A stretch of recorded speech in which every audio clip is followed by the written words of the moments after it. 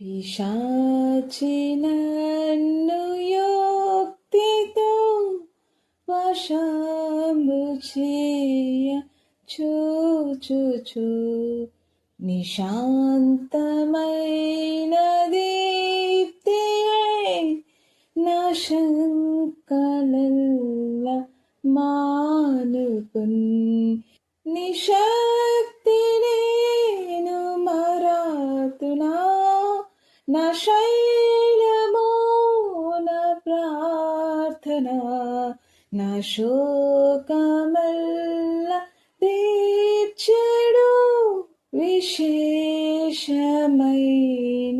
ప్రార్థన. అబ్రహాము, అబీమెలెకు, శారా ఈ ముగ్గురు మనకు 20వ అధ్యాయంలో ప్రధానంగా కనిపిస్తారు. అబ్రహాము తన కాపురం ఉండే స్థలాన్ని ఇక్కడ మార్చడం జరుగుతుంది. కొన్ని రోజులు కాదేశు మరియు షూరులకు మధ్య ఉంటాడు. ఆ తర్వాత గెరారుకు అతను మారడం జరుగుతుంది. ఈ గెరారు యొక్క రాజే అబీమెలెకు. అబీమెలెకు వారు అక్కడికి వచ్చిన తర్వాత శారాను చూసి ఆమెను పిలిపించి తన ఇంట్లో చేర్చుకుంటాడు. శారా ఆల్రెడీ మ్యారీడ్ ఉమెన్, వయసు మళ్ళిన స్త్రీగా మనము చివరి అధ్యాయంలో చూసాము. అలాగే మిక్కిలి సౌందర్యవతి అని మనం 12వ అధ్యాయంలో చూసాము.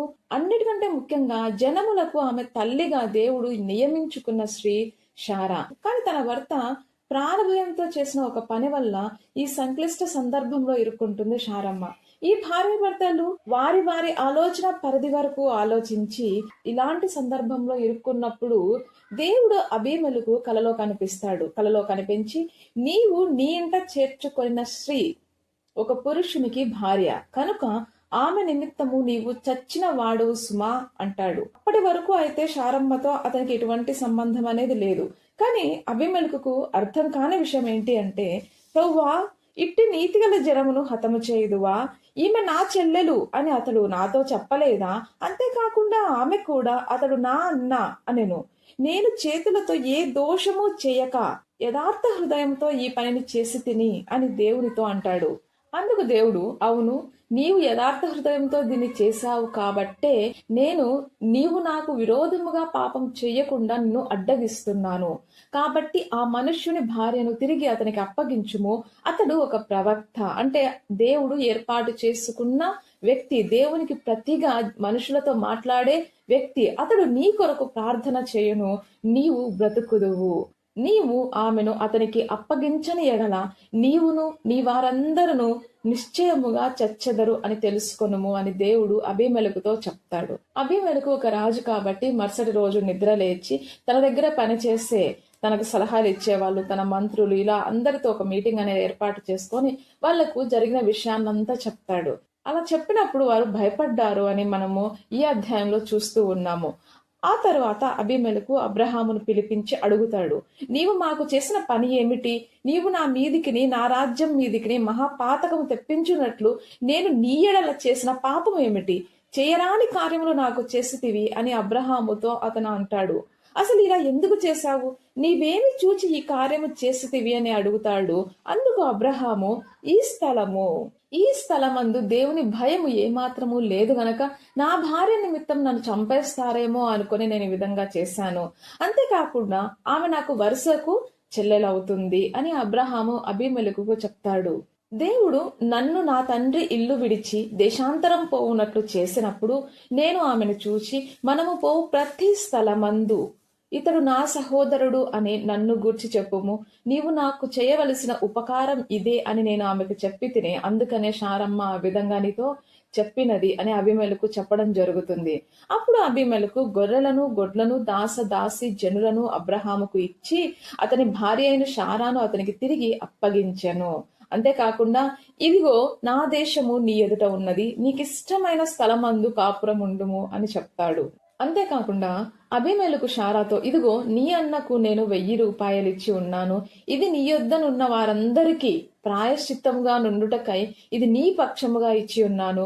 ఈ విషయం అంతటిలో నీకు న్యాయము తీరిపోయినది అని అంటాడు. అప్పుడు అబ్రహాము అబీమెలెకు మరియు అతని కుటుంబం కోసం దేవుణ్ణి ప్రార్థించడము, దేవుడు అబీమెలెకు భార్యను, అతని దాసీలను బాగు చేయడం జరుగుతుంది. ఏ విషయంలో బాగు చేశాడు అంటే, వారికి పిల్లలు కలగకుండా వారి గర్భములను దేవుడు అప్పుడు మూసివేసి ఉంటాడు. ఎందుకంటే శారమ్మను బట్టి దేవుడు అబీమెలెకు ఇంటిలో ప్రతి గర్భమును మూసి ఉంటాడు. ఇప్పుడు అబ్రహాము ప్రార్థనతో తిరిగి వారికి పిల్లలు కలుగుతారు. ఈ అధ్యాయం చదివినప్పుడు మనం ప్రధానంగా ఆకర్షించబడే విషయం ఏంటి, లేదంటే ఒక విమర్శ పుట్టే విషయం ఏంటి అంటే, అబ్రహాము రెండవసారి శారమ్మను తన చెల్లెలిగా పరిచయం చేయడం. ఐగుప్తులోనూ ఇలానే చేశాడు, మళ్ళీ ఇక్కడ గెరారులోనూ అదే విధంగా చేశాడు. ఈ విషయం గురించి క్లారిటీ రావడం కోసం నాకు తెలిసిన ఒక చిన్న ఎగ్జాంపుల్ నేను చెప్తాను. కజిన్ మ్యారేజెస్ అనేవి మన భారతదేశంలో చెల్లవు, కానీ కజిన్ మ్యారేజెస్, బావ మరదళ్ల మధ్య వివాహాలు, మేనరికాలు అనేవి మన దక్షిణ భారతదేశంలో చాలా సహజమైన విషయాలు. కానీ నార్త్ ఇండియాలో ఇది ఒక పెద్ద పాపంగా, చెయ్యకూడని ఒక పనిగా దీన్ని వాళ్ళు చూస్తారు. వారి దృష్టిలో కజిన్ బ్రదర్స్, కజిన్ సిస్టర్స్ అందరూ కూడా అన్న చెల్లెల్లాగా వాళ్ళని చూడడం జరుగుతుంది. అంతేకాకుండా ఈ విషయం మరి మీకు తెలుసో లేదో నాకు తెలియదు, కానీ ఈవెన్ హిందూ మ్యారేజ్ యాక్ట్ 1955 ప్రకారం కూడా కజిన్ మ్యారేజెస్ అనేవి చెల్లవు.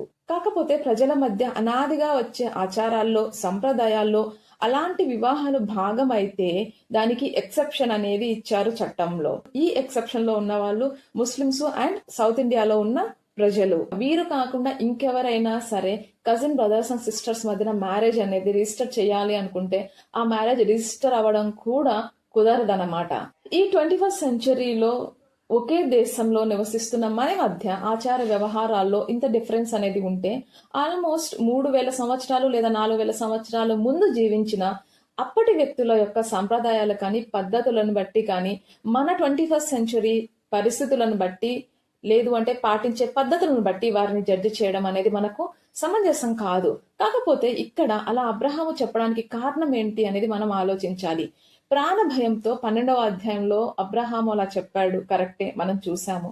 అప్పటికి అబ్రహాముతో దేవుడు కేవలం ఒకసారే మాట్లాడి ఉన్నాడు, అతని విశ్వాసం ఇంకా బలపడలేదేమో అని మనం అనుకోవచ్చు. కానీ ఇప్పటికి కూడా, అంటే తర్వాత కూడా ఒక 4 సార్లు మాట్లాడాడు. శారమ్మకు కూడా బ్లెస్సింగ్ అనేది ఇచ్చాడు.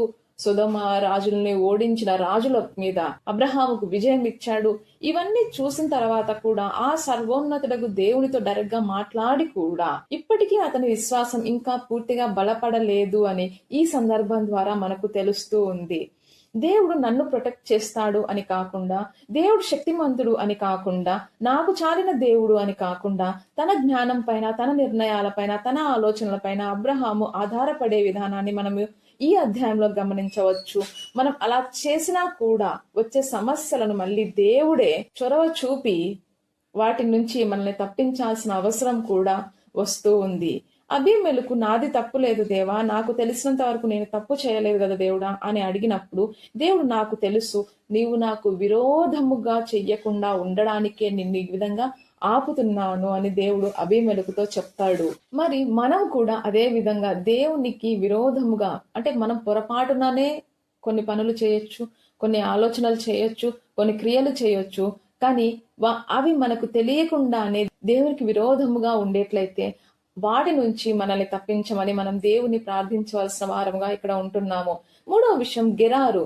దేవుని భయం లేని స్థలంగా ఇక్కడ మనం చూస్తున్నాము. కాబట్టి అతిక్రమం జరిగే అవకాశం ఉందని అబ్రహాము భయపడుతున్నాడు.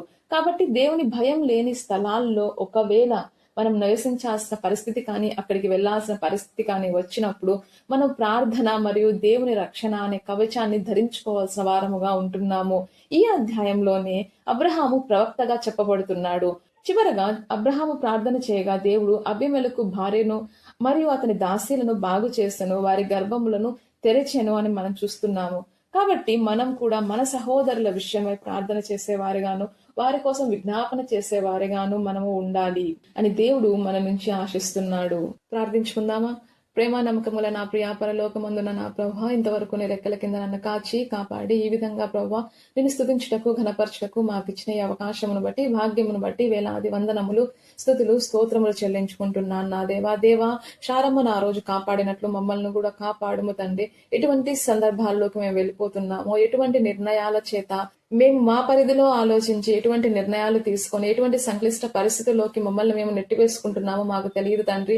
కానీ అన్ని తెలిసిన దేవా, నువ్వే మమ్మల్ని రక్షించుమని, అలాంటి నిర్ణయాలు మేము తీసుకోకుండా మరి ప్రభువా మమ్మల్ని కాపాడమని, మమ్మల్ని వారించమని అడిగి వేడుకుంటున్నాం ప్రభువా. అదే విధంగా తప్పు చేయకుండానే అబీమెలెకును వారించినట్టు మమ్మల్ని కూడా వారించుము తండ్రి.